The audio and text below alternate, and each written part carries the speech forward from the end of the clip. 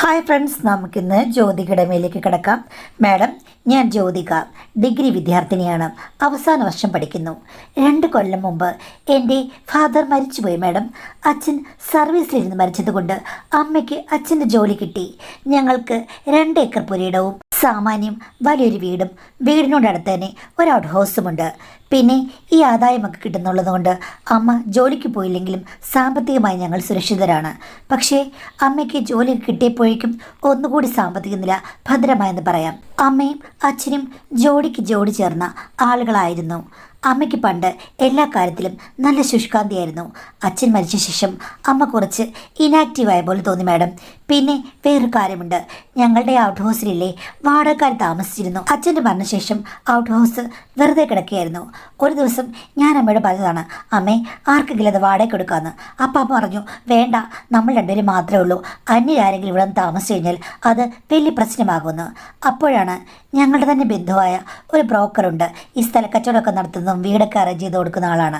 അയാൾ വന്ന് അമ്മയോട് പറഞ്ഞത്, ചേച്ചി എത്ര നാളായിട്ട് ഔട്ട് ഹൗസ് ഒഴിഞ്ഞു കിടക്കുന്നു, നല്ലൊരു സർക്കാർ ഉദ്യോഗസ്ഥനെ പറ്റോ ഞാൻ ഇങ്ങോട്ട് കൊണ്ടുവരാം, പ്ലീസ് അത് ഒന്ന് വാടകയ്ക്ക് കൊടുക്കൂ, എത്ര പേര് അന്വേഷിച്ച് വരുന്നതെന്ന് അറിയാമോ. അപ്പോൾ അമ്മ പറഞ്ഞു, വേണ്ട വേണ്ട, ആരെങ്കിലും ഇവിടെ നിന്ന് താമസിച്ചു കഴിഞ്ഞാൽ എനിക്കത് പിന്നെ തലവേദനയാകും. ഹസ്ബൻഡ് ഉള്ളപ്പോൾ കുഴപ്പമില്ലായിരുന്നു, ഇപ്പം അങ്ങനെയാണോ? പൊട്ടികൾ തെറിക്കുന്നൊരു പെണ്ണും ഞാനും മാത്രമേ ഉള്ളൂ. പെണ്ണിൻ്റെ ഇളക്ക് അറിയാമല്ലോ, ഇത്തിരി ഇല്ലാത്ത നിക്കർ വിട്ടുകൊണ്ടാണ് ഇവിടുത്തെ പെണ്ണ് അങ്ങോട്ടും ഇങ്ങോട്ടും നടക്കുന്നത്. നിനക്കറിയാമല്ലോ ആ പെണ്ണ്. എനിക്കറിയില്ല ഇവിടെ ആരെങ്കിലും വന്നു കഴിഞ്ഞ് കഴിഞ്ഞാൽ എങ്ങനെയാകുമെന്ന്. അതുകൊണ്ട് എനിക്കങ്ങ് പേടിയാ. ഞാൻ തന്നെയുള്ളൂ. അച്ഛനുള്ളപ്പോഴേ പെണ്ണിനെ സാധനം കൊടുത്ത് പഠിപ്പിച്ചതാണ്.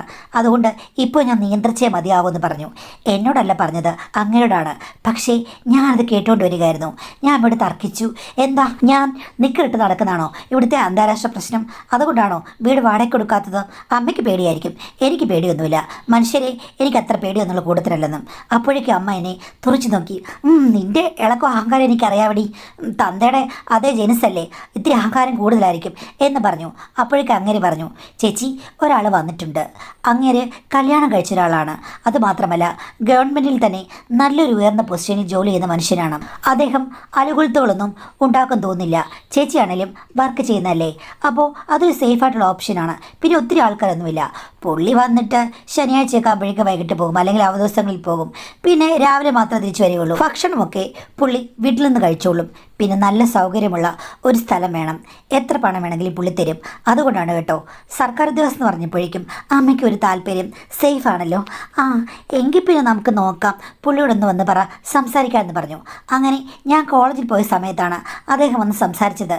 ഞാൻ വൈകിട്ട് വന്നപ്പോൾ അമ്മ എന്നോട് പറഞ്ഞു, എടി വാടക കൊടുക്കാൻ പോകട്ടോ, ഒരാൾ മാത്രമേ ഉള്ളൂ, പുള്ളി നല്ലൊരു ഉദ്യോഗസ്ഥനാണ്, നല്ല മാന്യമായ പെരുമാറ്റം, നീ നിക്കറ് വിട്ടോണ്ട് അങ്ങയുടെ മുന്നിൽ പോയി നിൽക്കരുത് കേട്ടോ. അമ്മയ്ക്ക് എന്തിനു കേടാണ്? നിക്കറിട്ട എന്താ കുഴപ്പം? എടി കുറച്ചൊക്കെ നീ പുറത്തിറങ്ങുമ്പോൾ ശ്രദ്ധിക്കണം, കുറച്ച് ലോങ് സ്കർട്ട് ഇട്ടുകൊണ്ട് നടക്കണം. അമ്മ വീട്ടിനുള്ളിൽ എന്തിനാ ലോങ് സ്കർട്ട്? വീട്ടിലാണെങ്കിലും അടുത്തൊരാൾ വരുമ്പോൾ ശ്രദ്ധിക്കണം. ഇപ്പോൾ ഇത് വരുമാനത്തിനൊന്നും വേണ്ടിയിട്ടല്ല. അദ്ദേഹം നല്ലൊരു മനുഷ്യനാണെന്ന് തോന്നുന്നു. വിവാഹമൊക്കെ കഴിച്ചൊരു മനുഷ്യനാണ്, നല്ല പക്വതയുള്ള പെരുമാറ്റം. അടുത്ത ആരെങ്കിലും ഉള്ളത് നല്ലതല്ലേ? ഇവിടെ നമ്മുടെ വസ്തുവല്ലേ കൂടുതലുള്ളത്, അപ്പോൾ ഒരാളുള്ളത് ഏറ്റവും നല്ലതാണ് എന്ന് പറഞ്ഞു. അമ്മയ്ക്ക് അങ്ങനെ ഒന്ന് മനസ്സ് മാറിയല്ലോ എന്ന് ഞാൻ വിചാരിച്ചു. പിന്നെ ഏതോ ഒരു കളവൻ വരുന്നു എന്ന് ഞാൻ വിചാരിച്ചുള്ളൂ. പക്ഷേ 2-3 ദിവസം കഴിഞ്ഞ് അയാൾ വന്ന് അയാളെ കണ്ടപ്പോഴില്ലേ മാഡം, ഞാനങ്ങ് ഞെട്ടിപ്പോയി. ഷൂ, എന്തൊരു സുന്ദരൻ, അടിപൊളി. 10-35 വയസ്സുള്ള ഈ ഒരു 22 വയസ്സൊക്കെയുള്ള പെണ്ണുങ്ങളുടെ മനസ്സിൽ വരുന്ന ആ ഒരു സൽമാൻ ഖാനെ പോലെയുള്ളൊരു ഹീറോ. Super super. എത്ര പറഞ്ഞാലും എനിക്ക് മതി വരാത്ത വിധം സൗന്ദര്യമുള്ള ഒരു പുരുഷൻ എൻ്റെ കൺമുന്നിൽ ഇങ്ങനെ നിൽക്കുകയാണ്.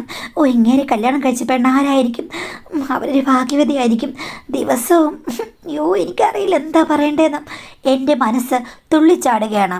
അമ്മ പറഞ്ഞതുപോലെ ഇത്തിരി ഇളക്കം എനിക്കുണ്ട്, അതിന് മാത്രം കൂട്ടുകാർ എനിക്കുണ്ട്. സൗന്ദര്യവും നല്ല ബോഡി ഷേപ്പുമുള്ള ആണുങ്ങളെപ്പറ്റി ഞങ്ങൾ അങ്ങോട്ടും ഇങ്ങോട്ടും വർണ്ണിച്ച് പറയാറുണ്ട്.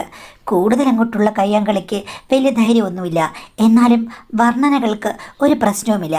പിന്നെ എൻ്റെ ഒരു കൂട്ടുകാരുണ്ട് ആരതി, അവൾ എന്നോട് വിശദമായിട്ട് പറഞ്ഞിട്ടുണ്ട്, നല്ല സുന്ദരന്മാരെയും സിനിമാ നടന്മാരെയും ഒക്കെ ഓർത്ത് വേണം നമ്മൾ വട്ടത്തിൽ കളം വെച്ച് വെച്ച് വരയ്ക്കാമെന്ന്. ആദ്യമൊക്കെ എനിക്ക് പേടിയായിരുന്നു. ഇടയിൽ കല്യാണം കഴിഞ്ഞ് കഴിഞ്ഞാൽ ഭർത്താക്കന്മാർ കണ്ടുപിടിക്കും, അത് പ്രശ്നമാകും എന്നൊക്കെ പറയുന്നു. പിന്നെ എന്നോ വരുന്നൊരു ഭർത്താവ്, എന്നോ വരുന്നൊരു കല്യാണം, അതിനുവേണ്ടി നമ്മൾ കോലമിടാതിരിക്കണോ മോളെ? നമ്മൾ കോലമിട്ടാൽ നമുക്ക് കൊള്ളാം, അവന്മാർ റോക്കറ്റ് വിട്ടാൽ അവന്മാർക്ക് കൊള്ളാം എന്നവൾ പറയും. അത് കേൾക്കുമ്പോൾ ഞാൻ പൊട്ടിച്ചിരിക്കും. അവളുടെ ട്രെയിനിങ് കൊണ്ട് എൻ്റെ സെൽഫായിട്ടുള്ള കാര്യങ്ങളൊക്കെ നന്നായി നടന്നു പോയിരുന്നു. അവൾ എനിക്കെപ്പോഴും ഒരു ഉപദേശകയാണല്ലോ. എങ്കിലും അങ്ങയുടെ അടുത്തൊന്നും ഞാനധികം പോയി നിന്നില്ല. കാരണം അമ്മ വഴക്ക് പറയും. അങ്ങനെ വന്നതിൽ പിന്നെ അമ്മയെ സംതൃപ്തിപ്പെടുത്താൻ വേണ്ടി ഞാൻ ലോങ് സ്കേർട്ടിട്ടൊക്കെ നടക്കും. പിന്നെ ചില സമയത്ത് ഞാൻ ടെറസിൽ കയറി നിൽക്കും, അങ്ങനെ ഒന്ന് കാണാൻ വേണ്ടിയിട്ട്. അത്രയ്ക്കും സുന്ദരനാണ് മാഡം. പോകുന്നതും വരുന്നതും ഒക്കെ ഒന്ന് കാണാമല്ലോ. പിന്നെ അങ്ങേർ പുറത്തുനിന്നാണ് കഴിക്കുന്നത്. അമ്മയോടൊക്കെ കാര്യമാത്ര പ്രസക്തമായ കാര്യങ്ങൾ മാത്രമേ സംസാരിക്കാറുള്ളൂ. എന്നെ കാണുമ്പോൾ ഒന്ന് ചിരിക്കും, അതിൽ കൂടുതലൊന്നുമില്ല. പർപ്പസ്ഫുള്ളി അയാളുടെ അടുത്ത് പോയി കിണറിച്ച് നിന്ന് കഴിഞ്ഞാൽ അമ്മ വഴക്ക് പറയും. അതുകൊണ്ട് ഞാൻ അതിന് മുതിർന്നില്ല. ഒളിച്ചു നിന്ന് രഹസ്യമായി കണ്ട് രസിക്കാം, അത്രയല്ലേ പറ്റുകയുള്ളൂ. പിന്നെ അമ്മയ്ക്കിളക്കമുണ്ടാകുമെന്ന് എനിക്കൊരു സംശയമുണ്ടായിരുന്നു. കാര്യം നല്ലൊരു സുന്ദരനല്ലേ. പക്ഷേ എൻ്റെ അമ്മ അമ്മിക്കള്ളിന് കാറ്റ് പിടിച്ചോണ്ടിരിക്കുകയാണ്. പുള്ളിക്കാരിക്ക് ഇതിലൊന്നും ഒരു കാര്യവുമില്ല. എന്ത് ചെയ്യാനാ, പാഴ്മനസ്സല്ലേ എന്ന് ഞാൻ വിചാരിച്ചു. ഒരു ദിവസം നോക്കിയപ്പോഴുണ്ട് പുള്ളി ഔട്ട് ഹൗസിൻ്റെ മുന്നിലെ ചെറിയൊരു സിറ്റൗട്ട് ഉണ്ട്, അവിടെ നിന്ന് ഡമ്പലൊക്കെ വെച്ച് എക്സസൈസ് ചെയ്യുന്നു. ദൈവമേ, അങ്ങനെ ഒരു നിക്കറ് മാത്രമേ ഇട്ടിട്ടുള്ളൂ. ഇനി അമ്മ അത് കണ്ട് പ്രശ്നമുണ്ടാക്കുമോ എന്ന് ഞാൻ ഓർത്തു. പക്ഷേ ഇതാരാണ്? യവന കഥയിലെ മസിലുള്ള ദേവനോ? ഷൂ, എന്ത് രസമാണ് കാണാൻ. വിയർപ്പ് ചാലുകൾ തൊടുതൊടുത്ത ചുവന്ന ശരീരത്തിൽ കൂടി നെയ്യ് പോലെയാണ് ഒലിച്ചിറങ്ങുന്നത്. രോമാവൃതമായ ശരീരം. ഏത് പെണ്ണ് കണ്ടാലും ഒരാമ്പൽപ്പൂ വിരിയുന്ന അത്രയും സൗന്ദര്യമുള്ള സൗരഭമുള്ള പുരുഷൻ. ഞാനത് നോക്കി നിന്നു. ഭാഗ്യത്തിന് ടെറസിൻ്റെ മുകളിലാണ് നോക്കുന്നുണ്ട്. അമ്മ അത് കാണുന്നുണ്ടായിരുന്നില്ല. എൻ്റെ മനസ്സിൽ 100 കിളികൾ ചിറകടിച്ച് പടർന്നു. അയാൾ ഓടി വന്ന് എന്നെ എടുത്ത് വട്ടം കറക്കിയിരുന്നെങ്കിൽ, എൻ്റെ ആദ്യത്തെ അനുഭവം അയാളിൽ നിന്നായിരുന്നെങ്കിൽ ഞാനൊരു പുണ്യവതിയായനി എന്നോർത്തു. ഞാനാണെങ്കിൽ അന്നേരം തന്നെ ആരതെ വിളിച്ചു. എടി, ഇന്ന് ഞാൻ ചിലതൊക്കെ കണ്ടു. സൂപ്പർ സുന്ദരനടി, ഞാൻ വിചാരിച്ചതിനേക്കാൾ ഒത്തിരി ഒത്തിരി അധികമുണ്ടെന്ന് പറഞ്ഞു. അവൾ പറഞ്ഞു, ഞാനെന്നാൽ ഇന്നങ്ങോട്ട് വരും, എനിക്ക് പുള്ളിയൊന്ന് കാണണം, ഞാനിടാം പുള്ളിക്ക് മാർക്ക് എന്ന് പറഞ്ഞു. വൈകുന്നേരമായപ്പോൾ അവൾ എൻ്റെ കൂടെ വീട്ടിൽ വന്നു. ആ സമയത്ത് പുള്ളി കുറച്ച് കഴിഞ്ഞപ്പോൾ വന്നു മാഡം. അയാളെ കണ്ടു കഴിഞ്ഞപ്പോഴേക്കും അവൾ എന്നെ കെട്ടിപ്പിടിച്ച് തുള്ളിച്ചാടി. എടി, നീ മഹാഭാഗ്യവതിയാണ്. നീ ചുമ്മാ ഒരു വല വിരിച്ചാൽ മതി, അയാളതിൽ വീഴും. പിന്നെ നീ ശ്രദ്ധിക്കണമെന്നുള്ളൂ, ചതു പറ്റാതെ നോക്കണം. അങ്ങനെ നിന്നെ കബളിപ്പിക്കരുത്. എടി, അങ്ങനെ കല്യാണം കഴിച്ചതാണ്. അതല്ലേ ഞാൻ പറഞ്ഞത്. വേറെ പ്രശ്നങ്ങളൊന്നും ഉണ്ടായിരിക്കാൻ നോക്കണം. ഇനി അഥവാ എന്തെങ്കിലും അടുപ്പം ഉണ്ടാവുകയാണെങ്കിൽ സുരക്ഷിതമായിട്ടായിരിക്കണം. നിൻ്റെ അമ്മ അറിയരുത്, ആരും അറിയരുത്, തട്ടുകടൊന്നും പറ്റരുത്. പക്ഷേ എനിക്ക് തോന്നടി, നിന്നെ ഞാൻ കവച്ച് വെച്ച് അങ്ങേരെ ഞാൻ സ്വന്തമാക്കും, നോക്കിക്കോന്ന്. ഞാൻ പറഞ്ഞു, പോടി, എൻ്റെ വീട്ടിൽ വന്നിട്ടും എൻ്റെ അയൽക്കാരൻ നീ തട്ടിയെടുക്കുന്നു. അവൾ പോയി. പക്ഷേ ധൈര്യത്തോടു കൂടി അയാളെ പരിചയപ്പെട്ടു.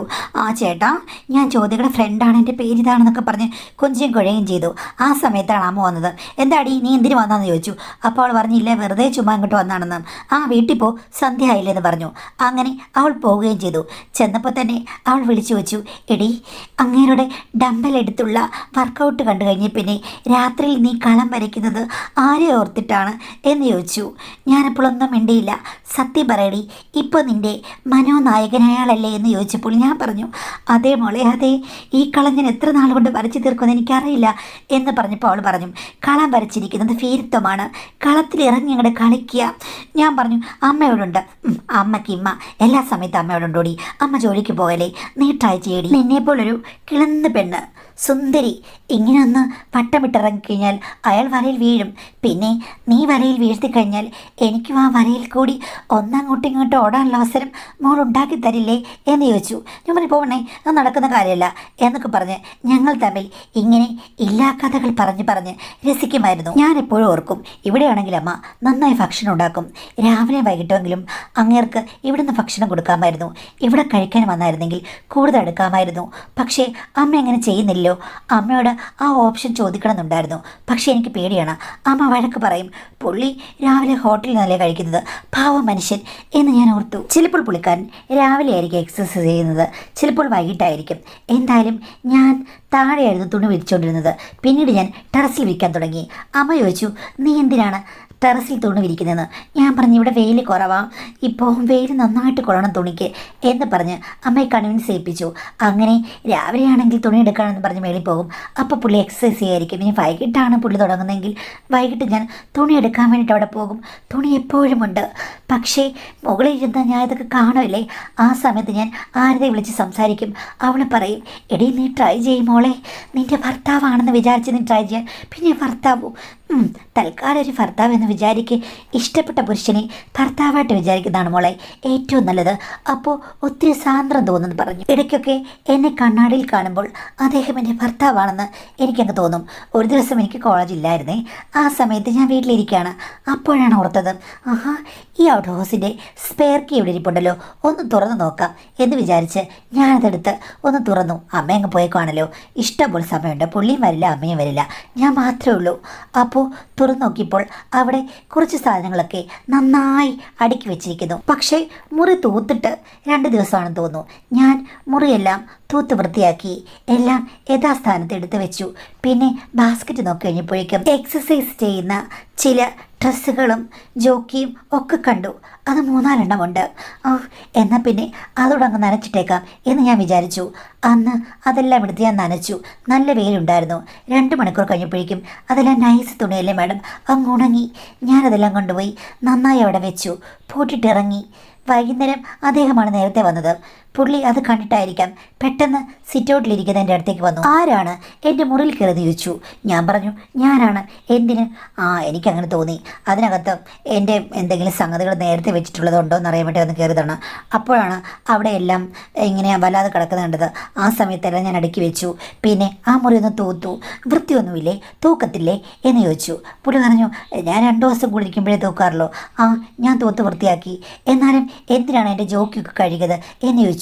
ഞാൻ പറഞ്ഞാൽ എന്താ, അവിടെ മുഷിഞ്ഞു കിടക്കുന്ന കണ്ടു കഴിഞ്ഞപ്പോഴേക്കും ഞാൻ എടുത്ത് നനച്ചു, ഉണങ്ങി അവിടെ വെച്ചു. എന്തായാലും ഈ കാര്യം അമ്മയോടൊന്ന് പറയാൻ നിൽക്കണ്ട കേട്ടോ എന്ന് പറഞ്ഞു. പുള്ളി പറഞ്ഞ അമ്മയോട് പറയില്ല, പക്ഷേ ജോക്കിയെല്ലാം നനച്ചല്ലോ, ഞാനതെല്ലാം കൂടി പൊതിഞ്ഞു കെട്ടി വീട്ടിൽ കൊണ്ടുപോകും. എൻ്റെ ഭാര്യയാണ് നനയ്ക്കുന്നത്.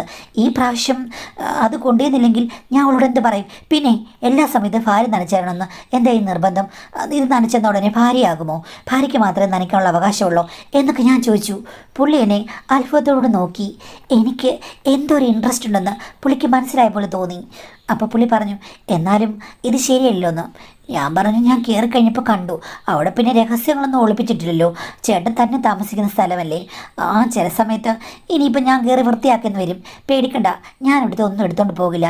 എന്നാലും മോളെ അത് ശരിയല്ലോ, അമ്മ എങ്ങാണ് പറഞ്ഞു കഴിഞ്ഞാൽ പിന്നെ അമ്മ അറിഞ്ഞൊരു കുഴപ്പമില്ല. പിന്നെ ഭാര്യയോട് പറ, ഞാനിപ്പോൾ സ്വയം ജോക്കിയൊക്കെ നനയ്ക്കാൻ പഠിച്ചെന്ന് അങ്ങ് പറഞ്ഞാൽ മതി, ആരും അറിയില്ല എന്ന് പറഞ്ഞു. അപ്പോഴേക്കും അയാൾ എന്നെ നോക്കി. ഒരു മോഹാവേശം എൻ്റെ മുഖത്തുണ്ട്, പുള്ളിക്കുമുണ്ട്. ഈ ഒരു സംഭവത്തോടു കൂടിയാണ് ഞങ്ങൾ തമ്മിൽ അമ്മ കാണാതെ പല സമയത്ത് സംസാരിക്കാൻ തുടങ്ങിയത്. ഇടയ്ക്ക് ഫോൺ നമ്പർ മേടിച്ച് അങ്ങോട്ടും ഇങ്ങോട്ടും വിളിക്കും. ഞാനിന്ന് തൂത്തിട്ടത് ഇഷ്ടപ്പെട്ടോ, ജോക്കി എൻ്റെ സ്വന്തമാണ്, എനിക്കാണിപ്പോൾ അത് കഴുകിയിടാനുള്ള എല്ലാ അവകാശങ്ങളെന്നൊക്കെ പറയും. അപ്പോൾ പുള്ളി പറയും, വേണ്ട, അതിര് കടന്നു കഴിഞ്ഞാൽ ചിലപ്പോൾ ഞാൻ ആ വീട്ടിലേക്ക് കയറി വരും. നീ കൊച്ചു പെണ്ണ, നിൻ്റെ കല്യാണം 2 വർഷത്തിനുള്ളിൽ ഉണ്ടാകില്ലേ, നീ സൂക്ഷിക്കണം. ഞാനാണെങ്കിൽ ഇവിടെ തനിച്ചാണ് കേട്ടോ എന്നൊക്കെ പറയും. ഞാൻ പറയും, എനിക്കതൊന്നും പ്രശ്നമില്ല. ഒരു ദിവസം ഗന്ധത്തിന് വേണ്ടി ഞാൻ ഒരു ജോക്കിങ് എടുത്തുകൊണ്ട് പോന്നു. പുള്ളി പറഞ്ഞു, ഒരെണ്ണം കാണുന്നില്ലോ എന്ന്. ഞാൻ പറഞ്ഞു, അത് നനച്ചിട്ടില്ല, അതെൻ്റെ കൂടെ ഉണ്ടെന്ന്.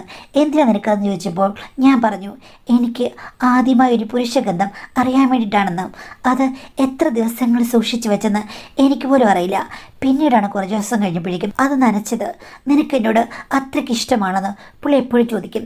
ഞാൻ പറയും, ഇഷ്ടമാണ്, പക്ഷേ നിങ്ങൾ എന്നോട് കൂടുതൽ അടുക്കുന്നില്ലല്ലോ, തമാശയും കൊഞ്ചലും മാത്രമല്ലേ ഉള്ളൂ എന്ന് പറയും. അപ്പോൾ പുള്ളി പറയും, എനിക്ക് പേടിയായിട്ടാണ്. ഞാൻ പറഞ്ഞു, അമ്മയോട് പറ, ഹോട്ടലിലെ ഭക്ഷണം തിന്ന് വയറ് കേടായി, ഇവിടുന്ന് 2 നേരം തരാമോ എന്ന്, പൈസ തരാമെന്ന് പറ. അപ്പം അമ്മ സമ്മതിക്കുമെന്ന് പറഞ്ഞു. പുള്ളി അതുപോലെ പറഞ്ഞു. അമ്മയ്ക്കതിൽ എതിർപ്പൊന്നുമില്ല. രാവിലെയും വൈകിട്ട് പുള്ളി വരുമ്പോൾ ഞാനാണ് ഭക്ഷണം വിളമ്പി കൊടുക്കുന്നത്. അമ്മയാണെങ്കിൽ അത് ശ്രദ്ധിക്കാറില്ല. ആ സമയത്ത് ചില തട്ടലും മുട്ടലും മറ്റു കാര്യങ്ങൾക്കും ഒക്കെ അവസരം കിട്ടി.